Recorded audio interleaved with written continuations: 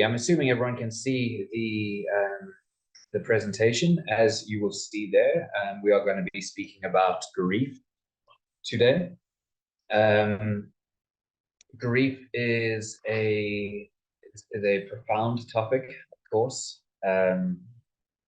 You might be here for a number of reasons. You might be here because you are just attending the webinar series, and perhaps you've been attending the other ones, and this is the next one, and you decided to join, or you might be here for a more specific reason that you're looking for some insights perhaps on your own grieving process or grieving process of a loved one.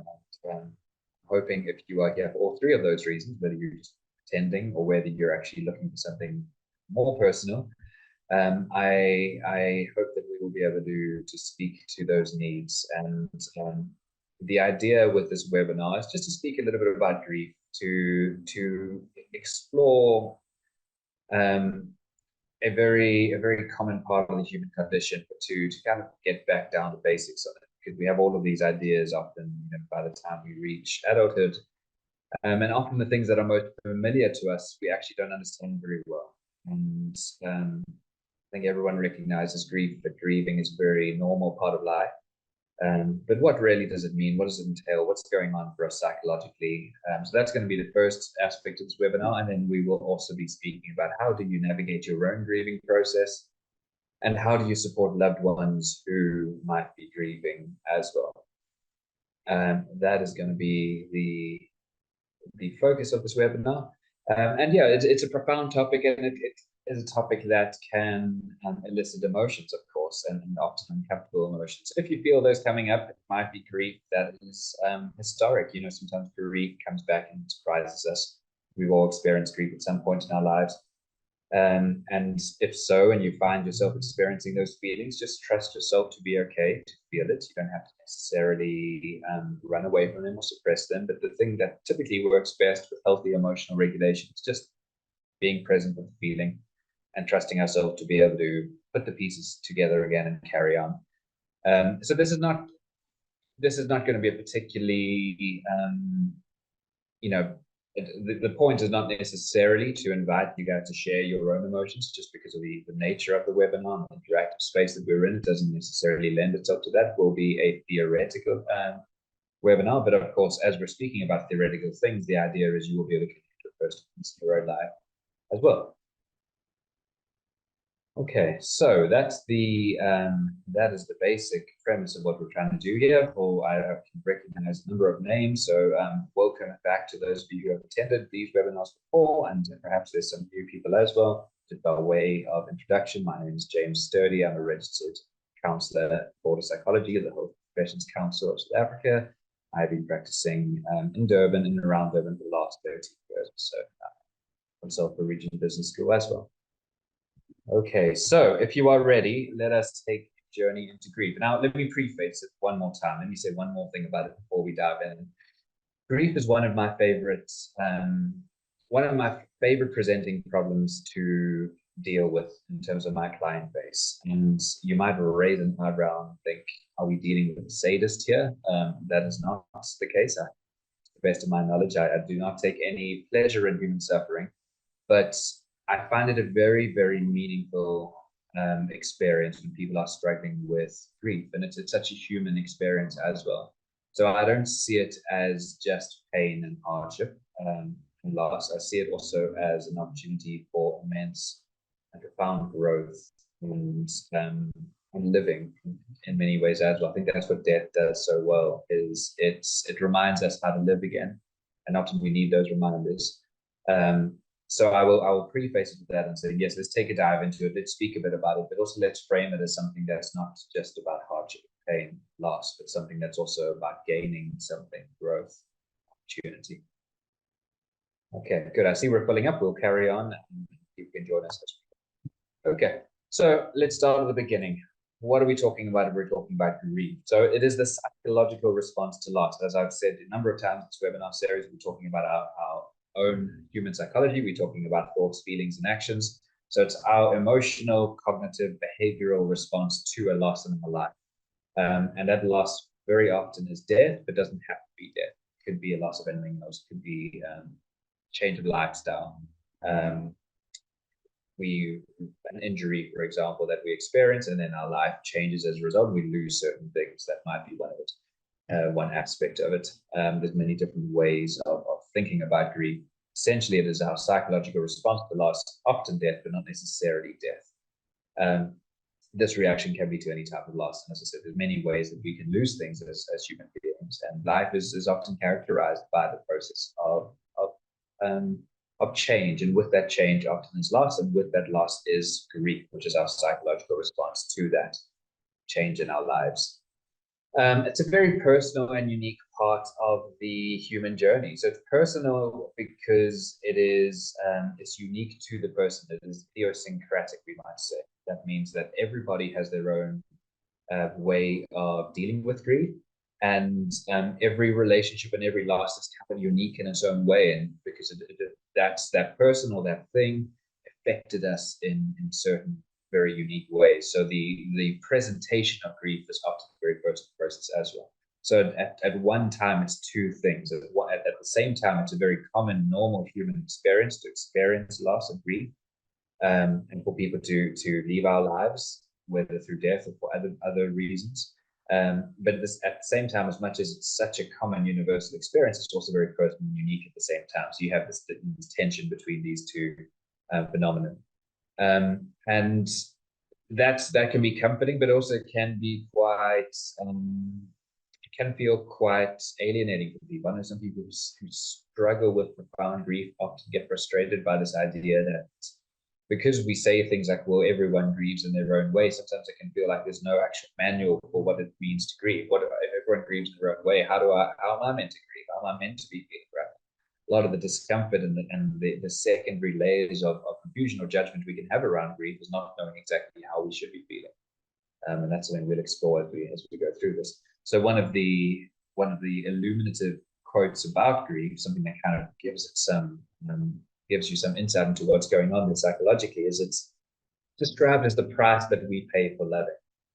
So if we have people in our life that mean something to us, at some point those people are not going to be there unless we leave them first. And that is the consequence of having meaningful relationships, is that at some point we will lose those relationships. In many cases, that's inevitable. And it's the consequence, it's the price we have for having things in our lives and people in our lives to be careful. And when you frame it that way, you can see it as difficult and challenging, of course, and hard, but also you can see it as something that is a profound positive, because it's proof of the value that we in terms of our relationships and our connections. Okay, welcome to those of you just joining us. I see this delay for some of you, but very warm welcome. And yes, you haven't missed very much. We're still at the early parts. So yeah, it's a very, very common process, but also very unique at the same time. There's a difference between grief and mourning. So grieving and mourning are slightly different things, technically. Grieving is, again, it's the psychological response to loss. How do we feel when we lose someone that we care about, or something that we care about? How do we think about it? What does our behavior look like? That's a psychological response. That's grief. Mourning are the cultural expressions surrounding grief. So what do? Do we bury the person on the same day? Do we have a few days and then we tend to have a memorial service?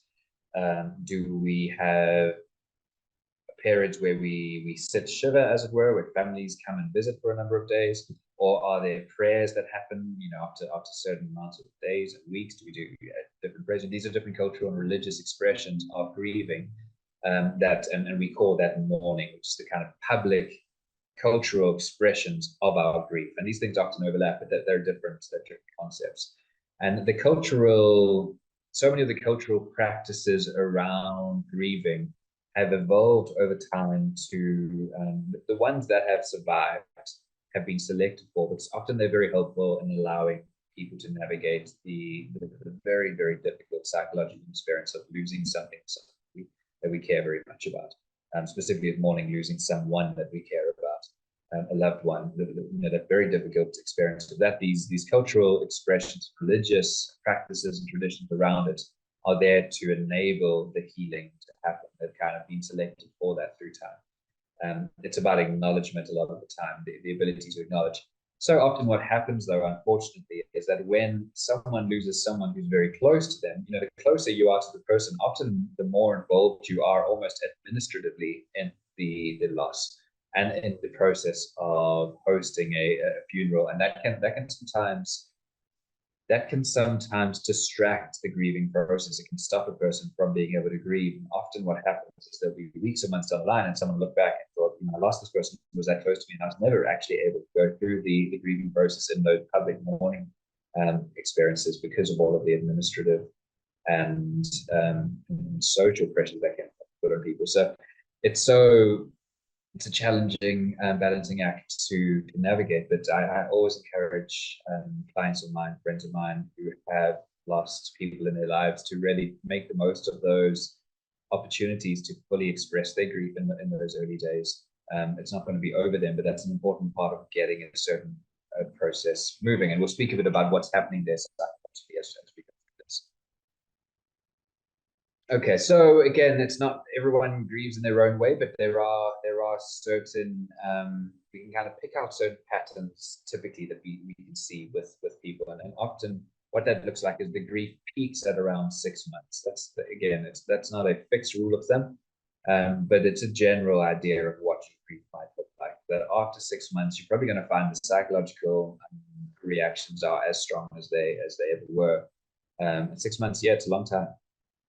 We're talking about significant grief here. People, loved ones that are lost. You could say that process will go on until about 6 months, and then we start to see the symptomology decrease after that point. Symptomology makes it sound a bit like pathology, and as you'll see, it's not pathology, but just the signs of grieving, psychological signs of grieving will start to decrease after 6 months, which is to say it'll just become a little bit easier to think about life without that person, not necessarily be thinking about them every single day. And as the process goes, and then resolution somewhere between 1 and 2 years.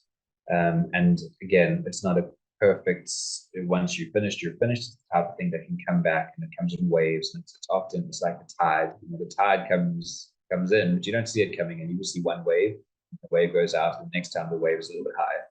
And likewise, the tide going out, it just gradually gets a little bit lower, but you don't necessarily see that happening. It's not observable until you suddenly think, oh, it's been 3 months and I'm not where I was 3 months ago. And it can be an all-encompassing process in that regard.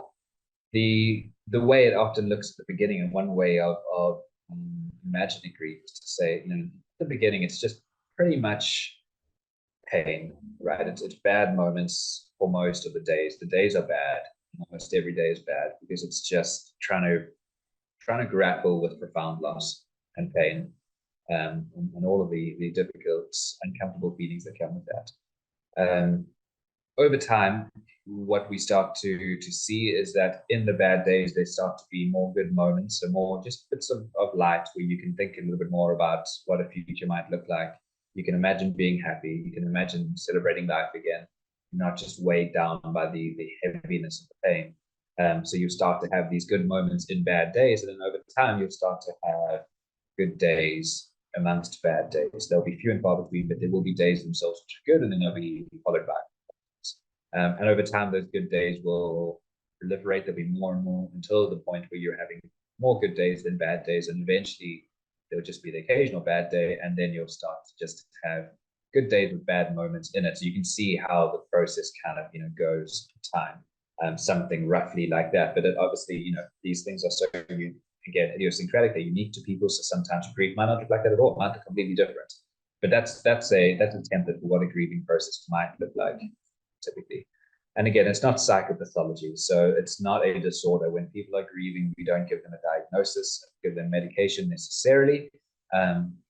It is a normal psychological human response to human loss. And again, there's reasons for why we grieve psychologically and evolutionary, which we'll get to a bit.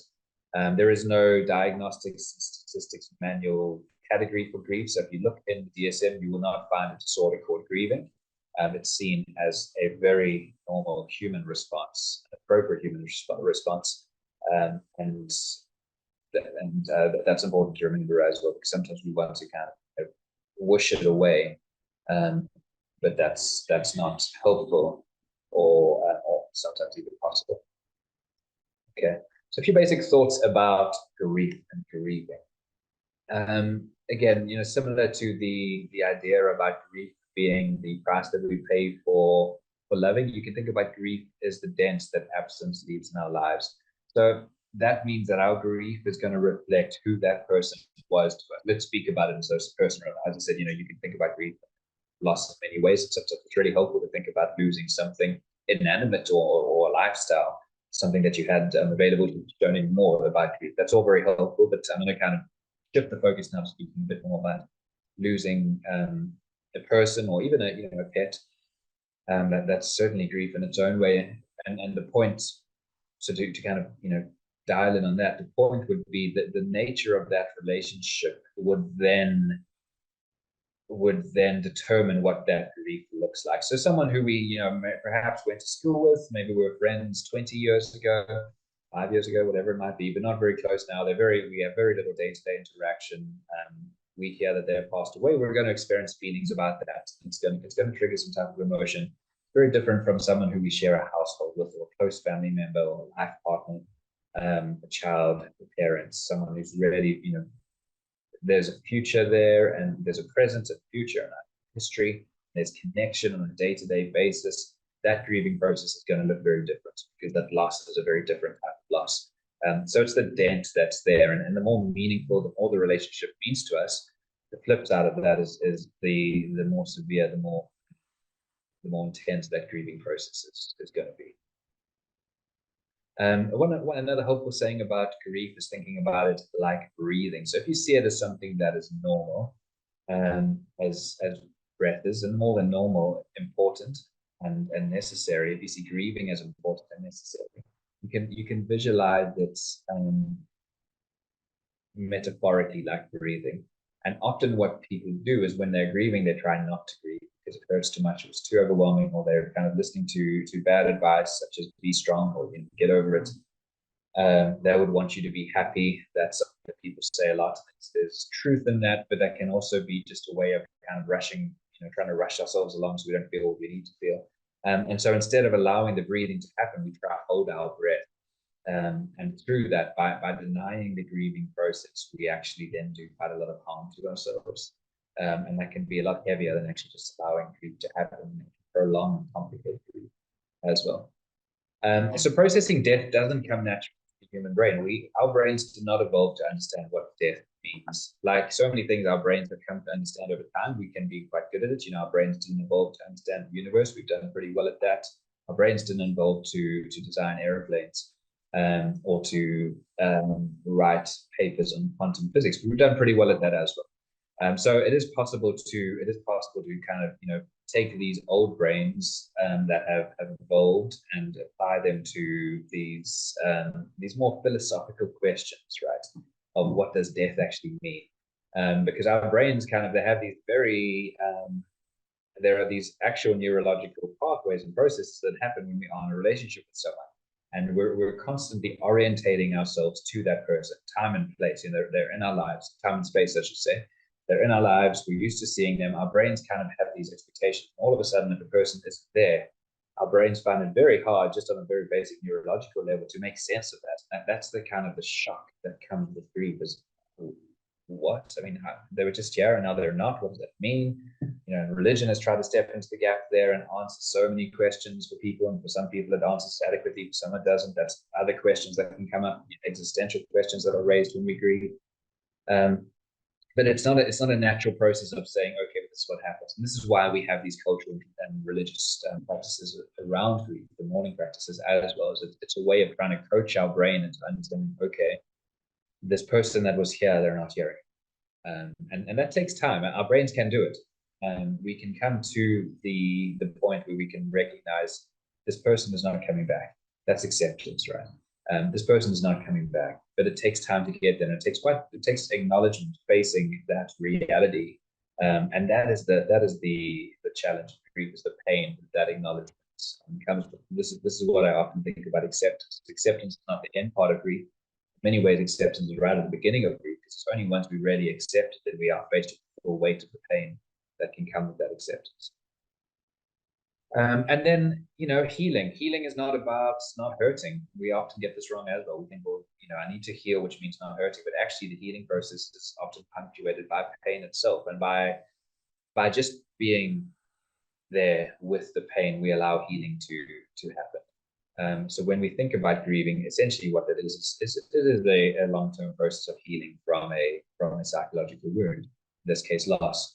And the way we heal from psychological wounds, that we acknowledge the feelings, we experience the feelings, we acknowledge the reality, and through that, there is discomfort psychologically that arises through it. And we recognize the importance of being able to feel those feelings in order to get to a point where they're not as acute. And again, just to circle back to what I started with, and some of you might have missed this at the beginning, but the grief is not just about, it's not necessarily a negative experience in itself. There are losses that are tragic, especially people who have their whole lives ahead of them, people who lose their lives in apparently senseless ways. Not every loss is the same. Um, but essentially, it is such a normal part of the human experience is to die. And so it's so important to have these existential philosophical frameworks to understand why that happens. And again, there's no one right way of thinking about that, but having some type of meaning that we can find in it allows us then to see these as profoundly important human experiences, to lose the people that we love, and to see it as an opportunity for reflection, to see it as an opportunity for growth, and to see it as an opportunity for thinking mindfully and intentionally about our lives. Um, this is why I think it's such a good idea to go to funerals and mourning rites and traditional practices as well, even if you didn't really know the person who's there, um, who's lost. You can do it as a way of supporting friends and family, but they are very reflective spaces. And again, death really makes us think about life. Um, Losing people and experiencing death is one way of thinking very carefully about our own life, because it's natural to sit in those funerals, memorial services, whatever they might be, prayers, and imagine, well, how would people talk about me? And that gives us a very profound insight and perspective onto our own lives. Or what about the people that matter to me? My parents have aged. How do I think about my relationship with them? Is there anything unsaid that should be said there? We go through our life just get through the day because life is hard mentality. We're often just in survival mode. And when we experience loss of loved ones, and when we experience grief, everything stops and everything suddenly starts to seem important in different ways and less important in different ways. And that perspective starts to suddenly change very fundamentally. That can be a gift in its own way, and the ability to think about our lives with that type of profound perspective. Okay, so I said that grief is not a disorder. It is not. I'm not contradicting myself here, but there is an associated disorder, which is associated with grief. And as you'll see, this happens in about 1 in 20, 1 in 25 people. 1 in 25 grieving experiences is that complicated grief does arise. And this is described in the DSM as prolonged grief disorder. DSM being the Diagnostics and Statistics Manual of the APA. Okay, so complicated grief. This is, as the name suggested, something is not simple about it. Something has changed. So the way that you would kind of expect a grieving process to happen, something's got stuck. And 1 in 20, 1 in 25 people experience this. So it's not hugely rare. But it also doesn't happen all the time, and there's normally reasons why something is getting stuck in the grieving process. Okay, so what it looks like, it's symptoms of grief that persist for over 12 months. I've just lost my screen here.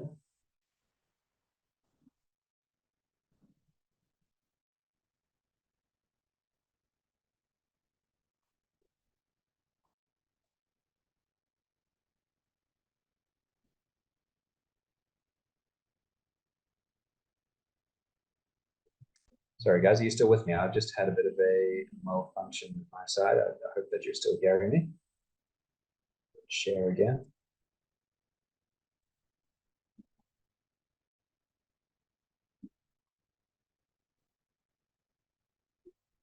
Okay, hope that you're with me. I think my PowerPoint crashed. Let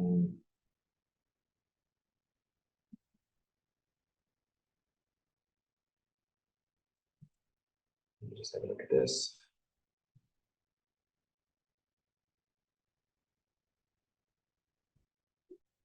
Okay. Thank you, guys. Yeah, I see that you're hearing me, but my screen is sharing is stopping, and I think that is a PowerPoint issue.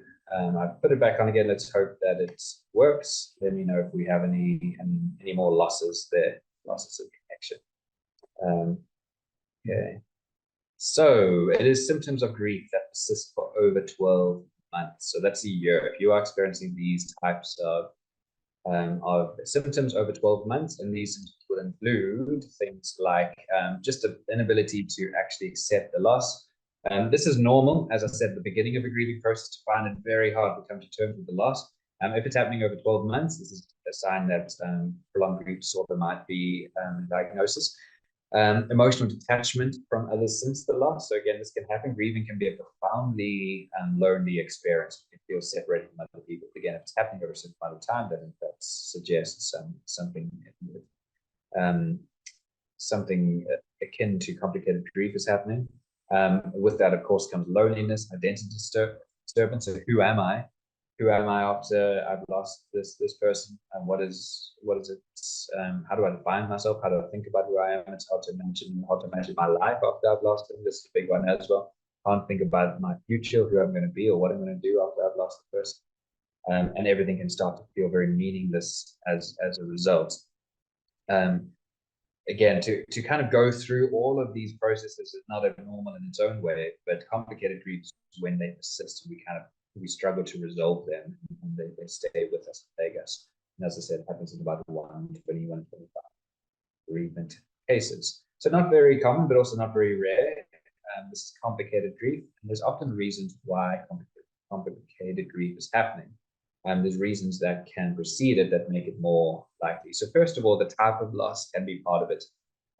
Traumatic loss. Most loss has an element of trauma in its own way, because the shock of it, and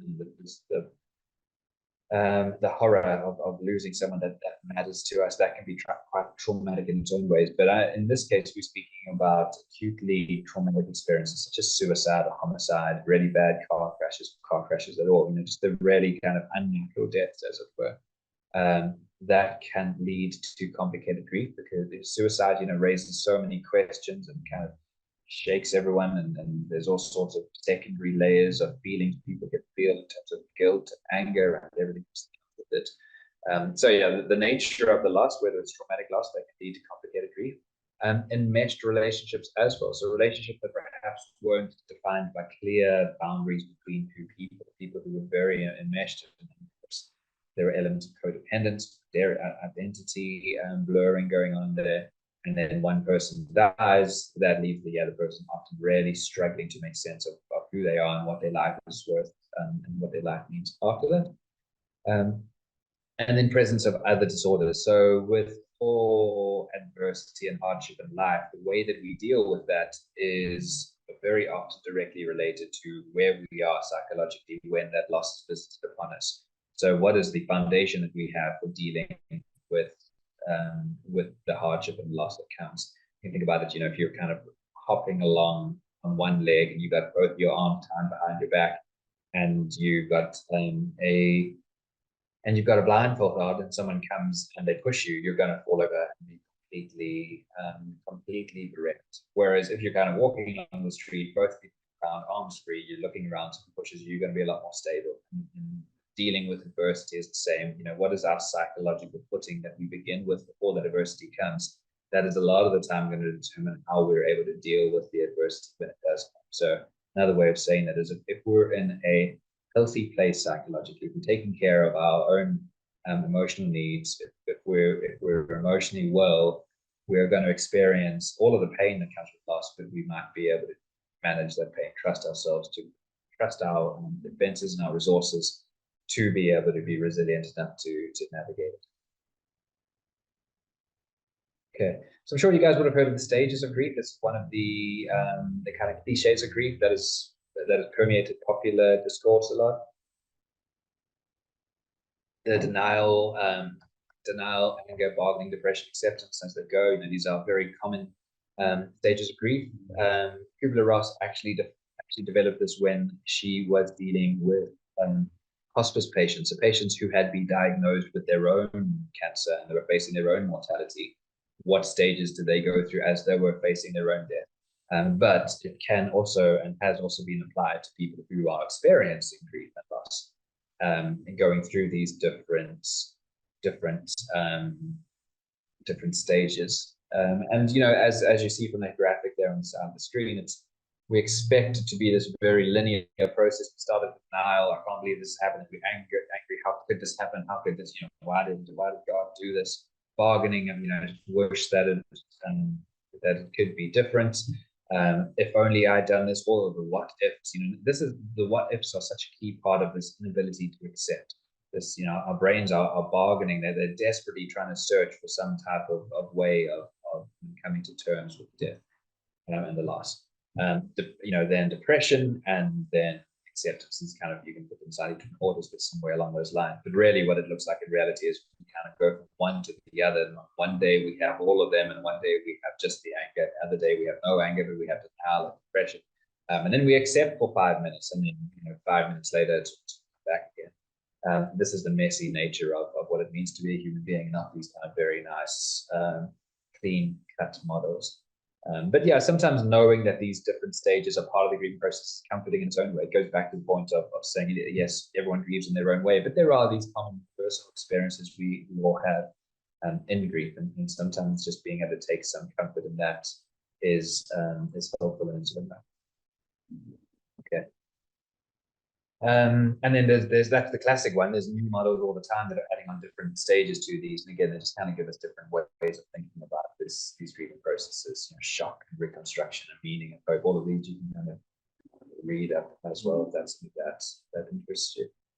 Okay, so let's talk about managing your own grief and then being there for other people. We'll go into the latter part of the webinar by dealing with or discussing these things. So how do you deal with your own grief? And how do you help those loved ones who are struggling with loss in their own way?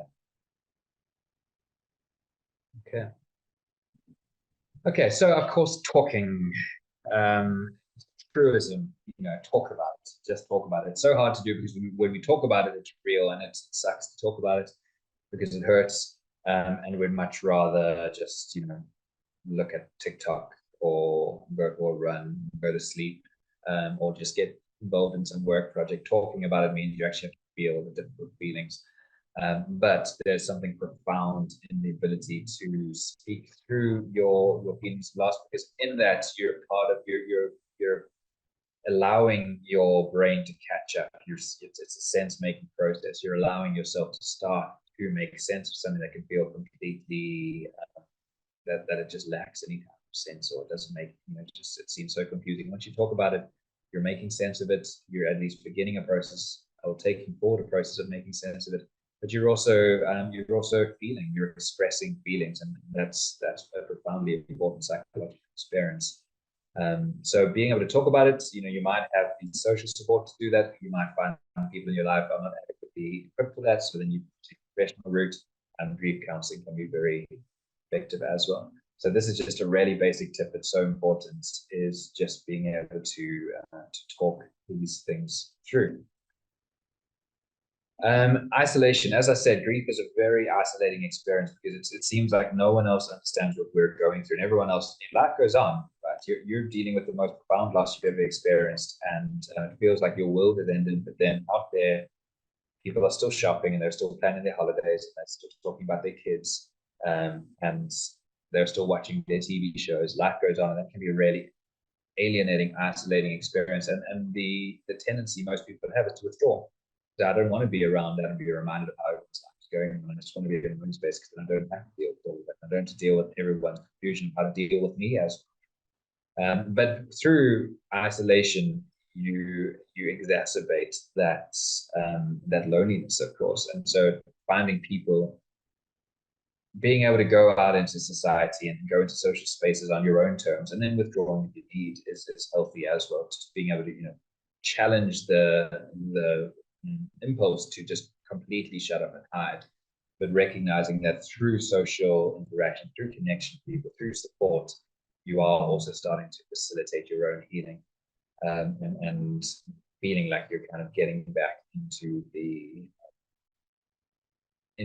tribe, as it were. Exercise so important in terms of mental health generally, but just being able to kind of, number one, release some of the stress and tension and trauma that gets worked up into our muscles themselves. And it's also good for helping out.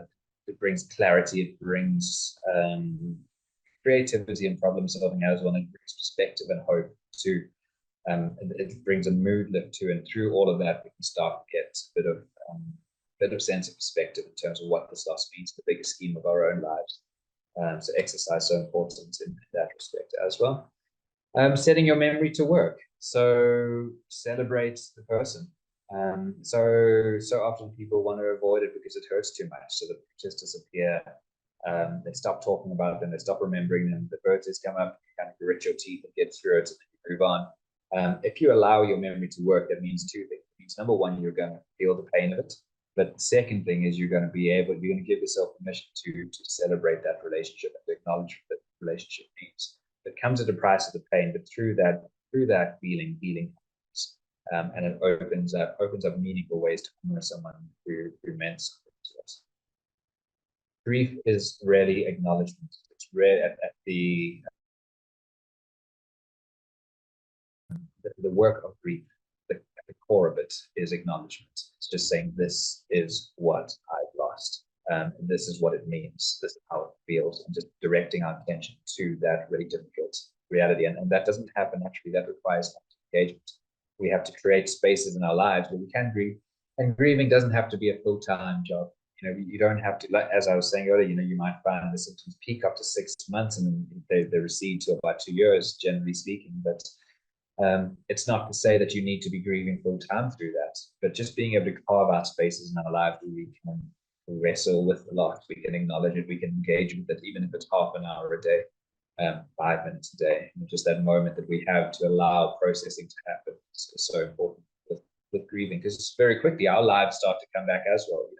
All the distractions happen, those feelings can kind of suddenly get pushed to one side, and then life just accumulates on top of it. And then 6 months might have passed, and we know deep down those feelings are still there, but there's so much clutter that's now on top of them.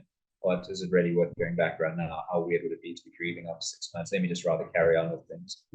That's a very common process, and it can be quite challenging as well. So yeah, acknowledgement is so important. And if you find you're in that space where you haven't completely dealt with it, and life has suddenly taken over, and you've been swept down the river of life, and realize that you're probably carrying something with you, you can give yourself permission to go back there. It's more normal than you realize. And that might feel like grieving in the same way that you might have grieved a week after you lost your loved one. And that's okay. You can give yourself permission to do that. You can create space in your life to do that. And then you can pack it up again, and you can go to work and perform, and you can show up. And then you can find another space in your life for dealing with it. You can do these things at the same time.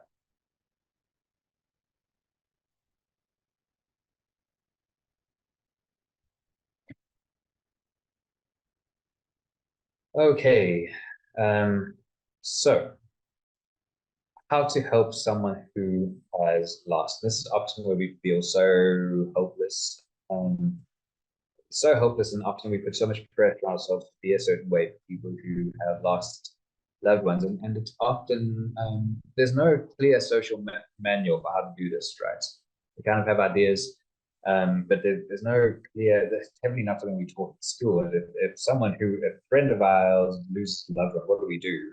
So everyone kind of has to figure it out their own way, and we try often to put a lot of pressure on ourselves to be a certain way.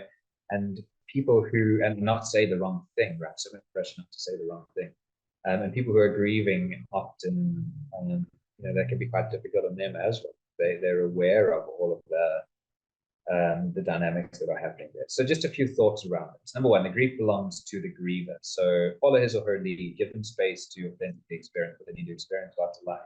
Again, acknowledging there's no wrong or right way necessarily of dealing with it. Just allow them to feel without any judgment, without any pushing in a certain direction. Just being able to allow them to own that process, that can be empowering for them in their own way. The truth is so important. So people who have lost, people who are grieving, will start to withdraw from the people in their lives who they feel are lying to them, or who just given them platitudes.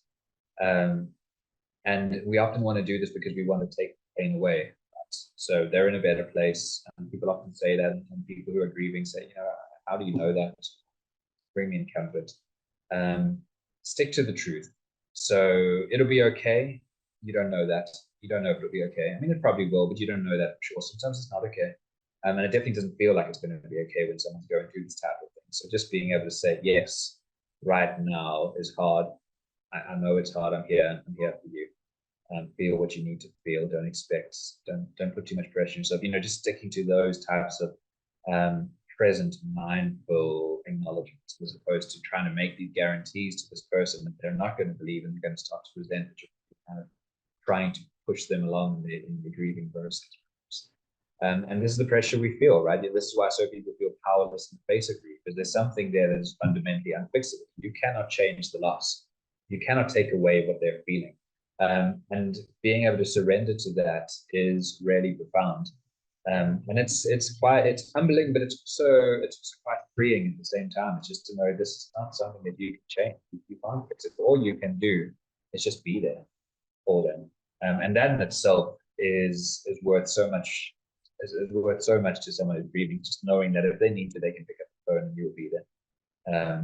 That in itself is much better, because someone who's grieving, who feels like the people in their lives are trying to take the pain away and fix it again, they're going to start to resent it, because they're going to know how impossible that project is. They're going to start resenting the actual attempt to do so. So if you're being there for someone who has lost someone, you are going to witness searing, unbearable pain. So you're going to stand witness to someone who's experiencing raw pain. It's really hard, but also it's important, and it's important for all the reasons we've been discussing. It's important because they need someone just to hear them and to acknowledge them, to hold space for them. And it can be important for you as well, just to, again, perspective and understanding, empathy and compassion. So yeah, you have to be able to withstand that, right? And just to be able to, again, surrender to the fact that it's not your job to take away that, whilst knowing at the same time that by doing that, by that person allowing that pain to manifest, they're actually healing themselves in their own way. So that can become. It's not about you, but it also is about making sure that you're up to it. So that's your own responsibility, right? If you're being there for someone who's lost someone, you don't have to bring yourself into that dynamic, but you do at the same time have to make sure you're taking responsibility for your own well-being. Don't take another person's attitude towards you personally when they are fatigued or grief, but make sure that you are looking after yourself as you do that. And then anticipate and ask. It's so easy to say, call me if you need anything, and mean it. People mean it when they say that. I really believe that. If you need anything, I'm just a call away. People don't call though. This is something we need to acknowledge. Most people don't pick up the phone, which means we have to find the balance between being helpful and actually proactive and imposing. Right? You don't want to impose. You want to be very kind of emotionally sensitive to what it is that person might need, but you also don't want to wait for them to take the initiative. You want to be able to say, okay, well, this is something I feel like I could help you with. And the example there is, on Thursday, I know you take the bins out. I'll do that. Happy with that. And then read them on that. And if they do it. Don't wait for it. I'll walk your dog, or I'll give you a lift to work, whatever it might be. Just being able to proactively say, and again, it's not about imposing or being pushy with it, but just about anticipating, not relying on them to have to say, please, I need help with this, because again, most people are not going to say that. That's doing the recurring things, like things that are repetitive. You can step in and you can say, I will take this task away from you. I'll take this little administrative everything away from you. And these are just really tangible ways that you can show support and love. And they're often not, they're also quite reassuring to the comfort of themselves, because they feel, well, at least I'm doing something here in a situation where I can't do too much. Again, yeah, following leads, tackling projects together, stepping in for the practical, tackling projects together, and then educating and advocating for your friend, loved one, family member, whoever they might be, colleague, educating other people about it. Normalize their own grief responses. So yeah, shares good moments, bad moments. Take time. Just being able to educate other people, manage their expectations. Advocate for that person in other social spaces as well. That can take pressure off as well. And then love. There's many ways of loving. There's many love languages, but often it's just about showing up for your love, whatever that means. Even if you're just being there, if you're just being there for someone else, and time is our most important resource. And being able to be there and be there emotionally, that's a way of showing love. Be present, be a friend. Love will last. Okay, so in closing, just a few comments in terms of a cheat sheet. Some of these might or might not be helpful to you, but just to give you a bit of an idea of what we're talking about, this cheat sheet for little helpful comments you might say, because everyone's so worried about saying the wrong thing. You can say the wrong thing, but it's also okay to say the wrong thing. I think we say the wrong things, but we also have to number one, acknowledge it's a very difficult situation where we are covering someone's grieving. We're not going to be the cause of their pain. And hopefully with most good relationships, they can also set us right when we say the wrong thing. They can say, that didn't actually help, or that wasn't helpful, I don't agree. So taking some of the pressure off ourselves there is important. But if we want to think about things we can say, I'm so sorry for your loss, that you can say. Just saying, I don't have the right words. I don't know what to say to make this better. There's nothing I can say to make this better, but I'm here and I do care. That can be so reassuring as well. People sometimes take offense to, I know just how you feel, and they'll say, no, you don't know how I feel. You're just, the biggest loss you've had in your life is your cat. You don't know what it's like to lose it. So being able to be humble about that as well, and say, well, I actually can't imagine what it's like, but I'm here for you. You'll be in my thoughts. That's helpful as well. It's so important for people to be kept in mind. As this is an important part of human connection as well. When we're not with people, to feel that they're in our minds, as well, to hold them in our minds, and to remind people that we're thinking of them. That's an important human need as well. And then sharing memories. This is how this person touched me. This is what they meant to me. Well, I never met them, but I know the rest of your family, and I know how they impacted them, and you see what a great person they were because of it. And just celebrating that and allowing them to celebrate it as well. And then just reminding them that they're there without needing to fall on them. Of course, sometimes in broken relationships, it's just about physical touch and connection, and that's that very basic human way as well. And then normalizing the need for hope as well, and reminding them they don't have to go through this by themselves. And again, holding space, holding emotional space, even if you're not necessarily saying anything, that can be the most profound way that you can be there for that as well, and allow them to lead. Okay, so guys, that is the journey through grief, the what's and how's and why's. I hope that there was information there that was helpful to you personally or with others. Just thinking about your own as well. Let's open it up now. We have a few minutes. Are there any questions or comments? See, just catching up on some of the chat during the session, Alexander was saying, I think we should feel and share the losses with empathy and sympathy. Yeah, exactly. Being able to empathize and manage what it's like to be in a situation, even if we haven't been, that's so helpful as well. Maile, supporting those who are grieving is not by sending a message only, but a close friend will just want to feel your presence, making sure he or she does not think deep to such extent they lose their mind due to the loss of a loved one. Be a supportive friend is a key to grieve, to accept the situation they're in. Yeah, very, very true. And it's, most people don't lose their minds through grief. Most people find that they are significantly moved and changed by grief, and it's wounding and painful, and often it's the deepest pain that a person can feel, but most people come out of it the other side and they're okay. They might not be the same, but they're okay. And that is to say, people survive grief.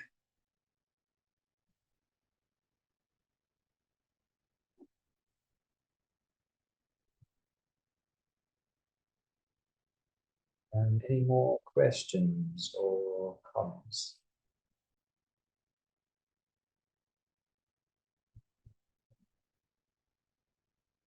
Just going to give a minute just in case anyone is typing out. I don't want to cut out whilst you just typed a message.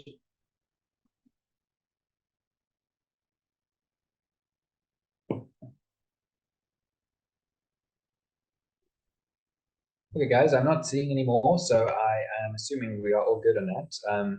Thank you very much. I think we have one more webinar for the year in December, so we will talk a bit more then. Okay, Rose has got a question: how to deal with a grieving miscarriage without the support of family? It's a tough topic. It's a tough question. That miscarriages are so difficult for um, for upcoming parents to manage, because often it's not clear exactly how to feel. It's just loss, but it's a confusing loss, and there's this idea of a loss of what might have been, and that's really hard as well. So yeah, finding support is so important. Knowing that part of the grieving process is the sense process of talking through it. And through that, you can start to get a sense for this is what it is. This is the nature of my grief. This is the nature of my loss.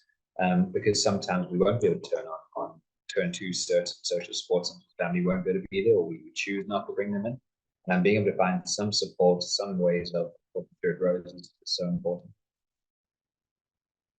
Thank you for the question. And thank you so much to everyone else. Thank you. I see your comments. I appreciate it. And we will be talking about substance dependence in our December webinar. So we will talk then. Tabby, in the future, please talk about grief and relationship or friendship. And yeah, absolutely. And that's important as well. I zoomed in a bit on the actual grief of death. But a lot of these things are applicable in different ways to a relationship. When a relationship comes to an end, these things need grieving as well, which is about acknowledging the loss. Yeah. Okay, guys, thank you very much. Enjoy the rest of your month. We will chat again in December, where we will be speaking about substance dependence, I believe. Okay. Have a good rest of your day. Bye-bye.